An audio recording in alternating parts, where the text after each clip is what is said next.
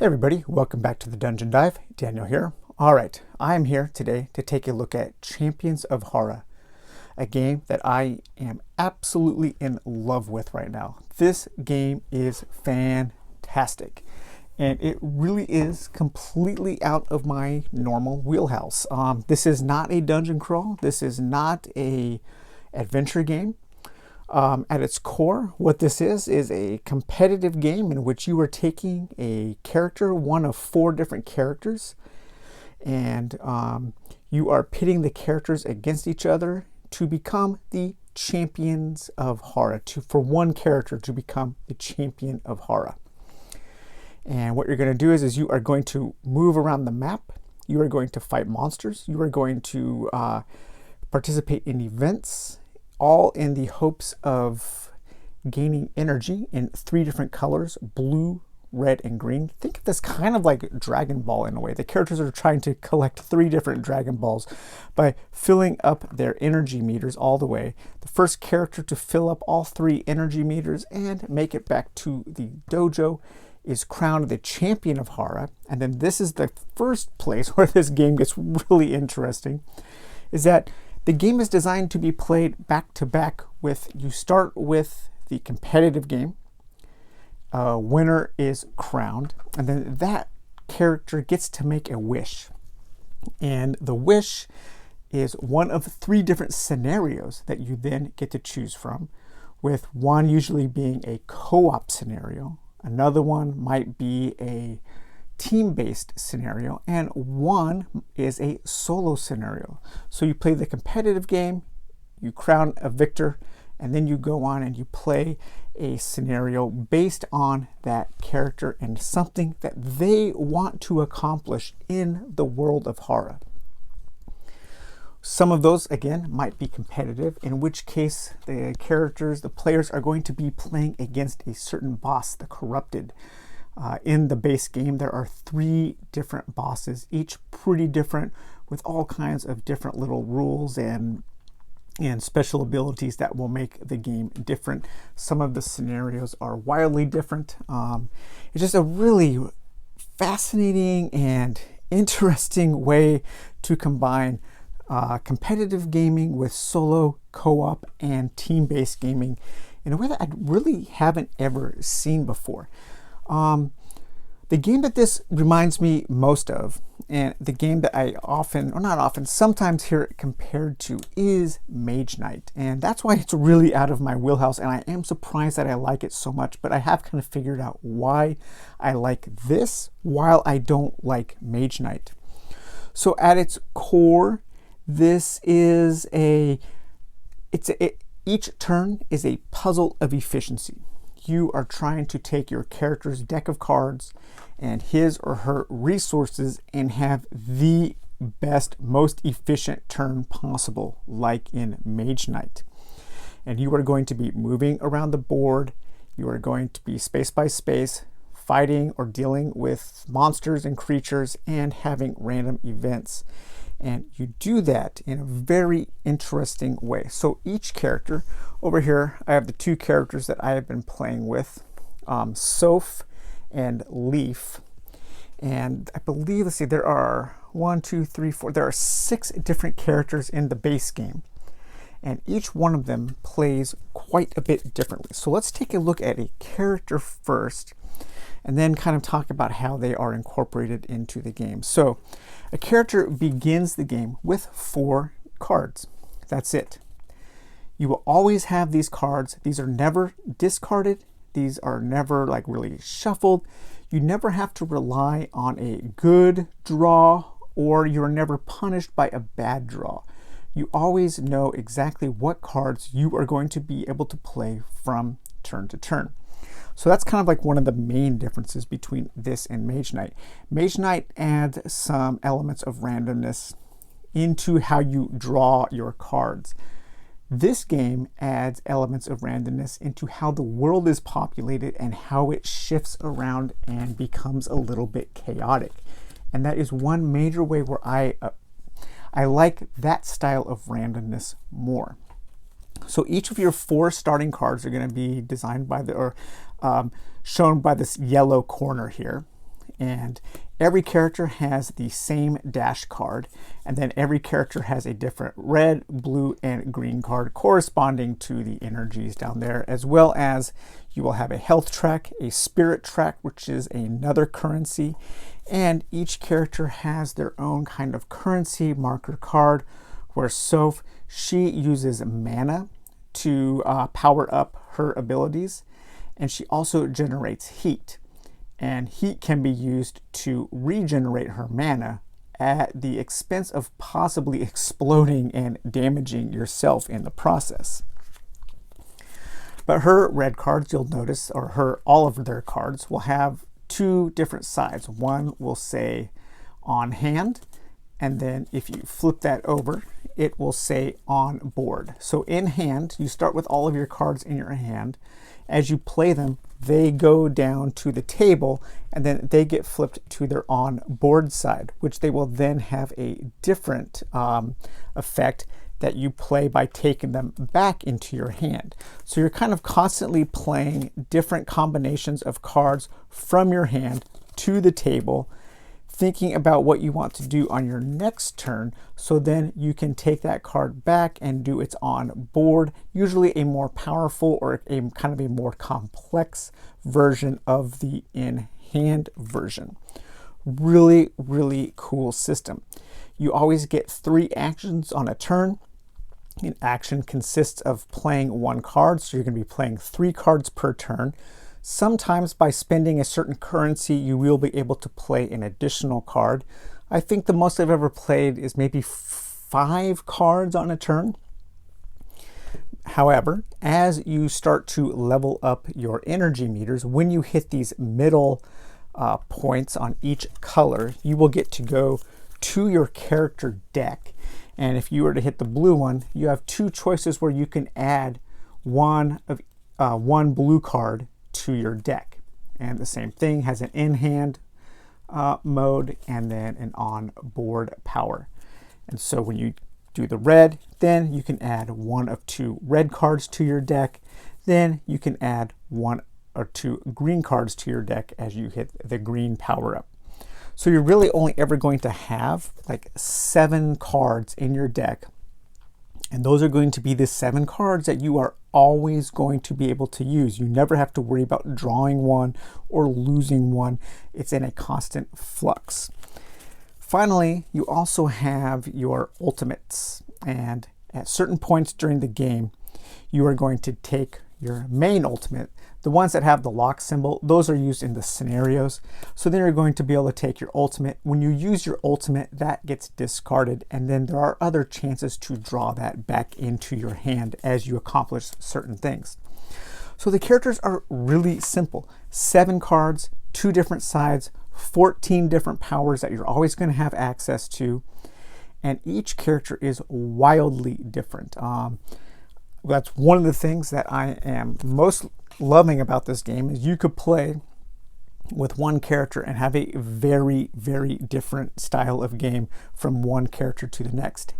And I think this game is perfectly fun to play in the competitive mode with just one character, seeing how quickly you can get that character powered up and back to the dojo to win the game.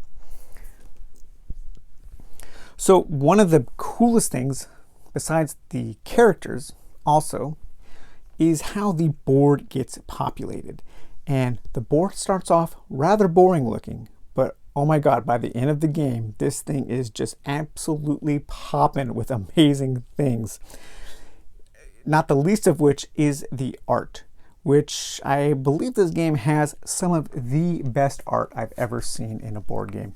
It reminds me of something by, there's an anime studio called Studio 4 Degrees Celsius, and if they were to make a board game, I would imagine it being a lot like this. They are responsible for a movie called Mind Game, which is one of my favorite movies of all time, in my top 5. They are responsible for Tech on Concrete, and they are also responsible for Genius Party 1 and 2. And the art in this game is just off the charts, and there is so much of it. So the world is separated into, you have this dojo, you have this center tile, and then around the dojo, you are going to be placing the Dreer, Luna Ridge, the Areki Wastes, Oppenheim, the Bayou, and Oaken Moor. And each of those are like fractured worlds that the characters are from. And while you are playing, you are going to learn some really fascinating things about the different worlds and the characters because of how tightly incorporated everything is. Here's a really good example. One of the characters' name is Thomas Evening. Now, Thomas is an inventor, and he invented a whole bunch of robots, and he kind of discarded those robots. And in doing so, he created a pile of like discarded robots. And you learn throughout playing the game that those robots banded together to form this like gestalt being that ends up becoming one of the bosses for one of the worlds. Each one of these world decks does contain a boss creature, a very powerful creature. This character Leaf, his whole desire is to recombine, reinstate the fractured nature of the Bayou and Oaken Moor. Luna Ridge is a world populated by crazy philosophers who, like, they all believe each one of them is the smartest amongst the group, and they are infatuated and obsessed with space travel. The lore writing, the fiction, all of the flavor elements that are surrounding this game are all incredibly well done, and that's one other way that I think this game is so much better than Mage Knight, is that you really feel like your character, while you are playing, is a part of this world, and I really feel like I am learning about this world while I am playing the game. But back to the art. So let's take a look at some of these creatures here from Luna Ridge. You have Tolmet the Tide Shaman. So a creature will have health, a creature will have damage that it does to you, it will have a range that it attacks you at. If you defeat it, this tells you what you get as far as energy bonuses. Gold is wild that you can use for anything. So you would get 2 blue and 1 wild energy. This is a loot. The loot is really interesting in this game in that it's never random. The loot deck is numbered from 0 to 27, with the lower numbers having multiple copies and the higher numbers being single copies. Those usually are represented by the bosses. And if the enemy you defeat has a number in the little loot bag there, then you go to the loot deck and you take that card. A lot of the lower numbers are these things called Dreamstones, which allow you to spawn an encounter on the space you are in to kind of, force an encounter. You will have different kinds of treasure, different kinds of like boots and potions and that kind of thing, different kinds of trinkets that you can equip. And then as you get higher up, you will get some different weapons that you can use. And again, just the art is off the charts good. The colors are so beautiful. But a really interesting way to use loot. And you kind of always know, like, if you need to get some kind of potion, you could see that this guy here, Bick the Flame Thief, he is always going to give you loot card number 3 when you beat him. So you can come over here and you could take a look at loot card number 3, and you're going to get Bick's Kicks and equipment. When you activate dash, you may move an additional space. So this is going to increase your movement. But there are a huge variety of different encounters in each of the world's decks. You will have 10 monsters and 5 different encounters or events. Some of those are going to be rifts that you can close to gain certain colors of energy. Some of those are going to be little narrative events that will also give you energy. Some will have you make a choice. Some will have you pass a simple skill check. But all of the writing is really good. It's evocative. It's interesting. And like I said, it incorporates the characters and the monsters in all kinds of very interesting ways. But as you're playing the game, You're going to be working through 6 days. You start at the dawn of the first day. The game ends at dusk of the 6th day. At dawn, depending on what day you are on, you're going to spawn the top encounter card on that day's space. So at the beginning of the game, you are going to have an encounter card on space 1 of each world. At dusk, you are going to spawn these dusk cards. And the way you do that is you roll the world die and a d6, and then you spawn 1 plus the number of characters. So if I was playing with 2 characters, I would need to spawn 3 of these. So I would look at this. So this is for Oppenheim, space number 4. So I would draw the top dusk card. This would be a rift, and I would put that over on Oppenheim, space 4. Let's do that again. Okay, that's going to be Oppenheim, space 2, and we have a Herald the Serpent. So that creature is going to go on space 2. We'll do that one more time. We have the Dreer, space 6. We're going to get the Don Kieran, and that's going to go down here on space 6. And then at dawn of the next day, you're going to spawn a event from the world deck for each world in space 2. So you would go around. So events are spawned face down, so you don't know what the event is until you land on it. Monsters are spawned face up. If there's a space, if there is a creature or an event already on the space, you would spawn at the next lowest number.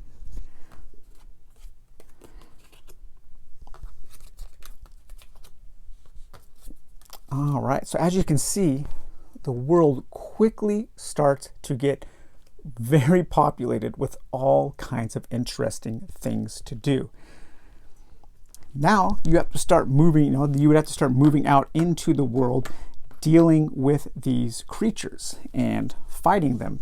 And this is where more interesting things, more interesting tactical decisions come into play. Because most characters, well, that's not true. Some characters, like Leaf, is mostly a 0 range fighter. He's melee. So you would want to be in the same space as an enemy when you fight. This game uses a keyword system that is one of the best keyword systems I've ever seen in the game. There are only 5 different keywords that are associated with the monsters. But with those 5 keywords is an abundance of interesting tactical decisions to make. For instance, armored creatures, they can only be damaged at range 0. So you have to be on that card. So ranged attackers cannot damage armored characters unless they're on there. Dangerous characters, they deal their damage to you even if you defeat them. And enemies have to be defeated in a single turn. Damage doesn't carry over. Damage does, however, carry over from turn to turn on the bosses. You also have aggressive. Aggressive characters, they do their damage to you as soon as you move into their space. So they attack you as soon as you engage them. Critical, if a monster has a critical keyword, at the end, when they do their attack on you, you roll the d6. If you roll a 5 or 6, they do whatever else it says on the card. For instance, this guy does 1 extra damage, so he would do 3 damage to you. And then finally, there is the ally. The ally, these can be discarded without fighting to gain this bonus, but then you don't gain the energy bonus. You only gain the energy bonus if you fight them. At the end of your turn, though, let's say you wanted to move here for some reason, and it was the end of your turn, all the monsters that are in range attack you. So this is range 0, he doesn't attack. This is range 0, this is range 1. So this monster would attack this character. If this hero, if Soph ended her turn here, she would be attacked by the Molten Mantis, she would be attacked by the Herald of the Serpent, and she would be attacked by the Flame Thief. And that would be 1, 2, 3, 4, 5 points of damage, all directed at this spot here. So that would be a very poor move for her. So you really need to start thinking about how you're going to be positioned on the map, because you have to look at the surrounding characters, the surrounding spaces, to see if those monsters can damage you. In some ways, it's kind of like Neuroshima Hex, and as the world gets more populated, there's a chance for combos to occur. Sometimes you might kill a character or a monster, and in doing so, they do a certain amount of damage to spaces that are next to them. So you can have these kind of chain reaction events that are going on. And all of this combined with the different way you're going to use your eventually 7-card hand with your 2 different sides of powers for each one just creates for some absolutely fascinating turns. Every time I've played this game, like I said, I think 3 times in 2 days now, it's just been one amazing moment after another. So many little cool things happen. There is that interconnectedness between the characters and the world. There are all the interesting decisions to make. A very simple keyword system that adds a lot of tactical maneuvering and thought you have to put into how you are positioned on the board. The interesting campaign system where you start as a competitive game and then you move into a completely different game that might be solo, co-op, or team orientated. It's got some of the best artwork I've ever seen and some of the most interesting lore and flavor text. Additionally, you also have this World Shift deck. This is a deck that you're going to learn more flavor about the world. At the end of each dusk phase, you're going to draw one of these World Shift cards. It will usually have something to do with like the character with the less energy gains energy, the character with the fewest health or spirit does something. It will usually have some kind of gameplay element to it in addition to learning about the world. And you are also going to be switching the position of these large tiles. So you might find yourself over here, and then this tile might actually become the center tile. The center tile will take this tile's place. They never change orientation. They always stay in the same orientation. But by the end of the game, the world map is going to look completely different than how it started. And you end up with some absolutely just wild, random things happening. But the randomness is good. The randomness adds interesting moments to the game. But you still know exactly what you can do because you never are without any of your cards. And so in that sense, the randomness will never completely, it can screw you a little bit, but I think it adds this sense of danger, this sense of chaos that works with the theme of this game so well. I really cannot speak higher of this game. It is so good. It has wowed me so many times while I have been playing it. I love the way it looks. I love the way that the world gets populated. I love learning about the different elements of the world. And I like the way that the different characters are all very different. Once you set up the game, you never have to go back into the box really to get anything out. The game does a lot with a little. It is a oddly shaped board, and so it is a little difficult to get everything set up on the table, especially my small table, but I make it work. The rule book is relatively good.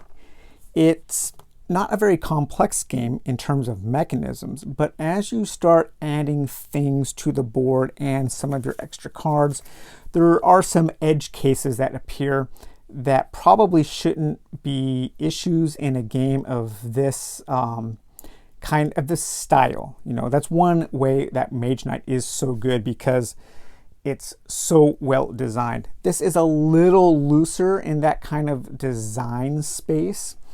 And so it really does need a better FAQ or errata, because there are some elements I think that shouldn't be questions in a kind of like competitive game that utilizes this kind of puzzle of efficiency. So in that sense, I'd say that Mage Knight is probably the better game because it is so tightly designed. Additionally, I just also got the expansion for this. I didn't even know it had an expansion, but I ordered it yesterday, Chaos on Hara. This comes with 4 more characters, and these characters seem very different from each other and from the characters in the base game. It comes with 3 more corrupted bosses to fight. The Witch King and Icarus, these are crossovers with Grimslingers, a game that I absolutely love the art and lore of, but have never been able to figure out how to play the game because I think it has some of the worst documentation I've ever read. And then with the 4 characters, you also get 3 more scenarios for each, with a solo scenario for each, and then you'll either get a co-op or a team-based scenario for each. And then you also get 3 super hard scenarios that utilize a boss from, I think, a crossover with Folklore, but because it's all from Greenbrier games. So I am really looking forward to using these new heroes. I think they look fantastic. And yeah, I mean, I really want to explore this game more. I am absolutely in love with this game, guys. I am like this close to considering it a masterpiece. I have just fallen in love with every little thing about it. I wish the rules were just a little bit tighter for some of those edge cases. And I think that the scenarios could be better written in terms of additional rules. They're a little light on the description of what exactly you need to do. And so that could be a problem for some people. We'll have to see going forward. But yes, this is Champions of Hara, a game that I don't think gets the recognition it deserves. If any of this looks or sounds interesting, I highly recommend picking this up. Just know that it's not an adventure game. It's not a dungeon crawl.